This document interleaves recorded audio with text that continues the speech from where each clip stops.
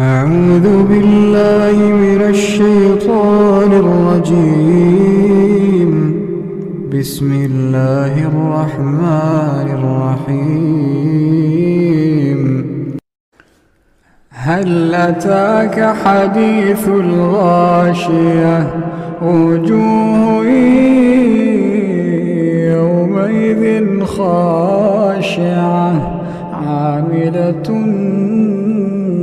ناصبة تصلى نارا حامية تسقى من عين آنية ليس لهم طعام إلا من ضريع لا يسمن ولا يغني من جوع وجوه يومئذ ناعمة لسعيها راضية في جنة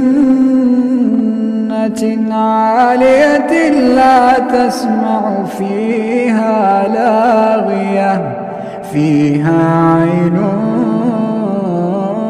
جارية فيها سرر مرفوعة وأكواب موضوعة ونمارق مصفوفة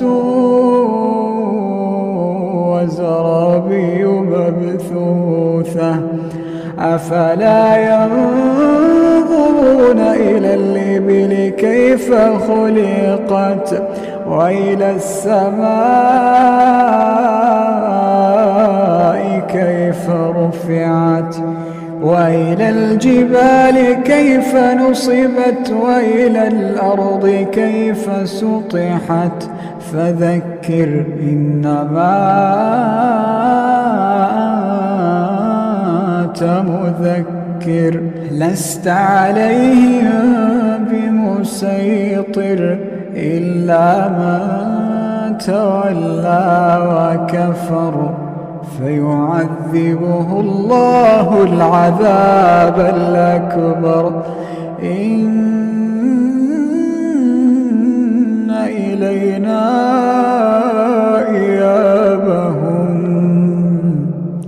ثم إن علينا حسابهم.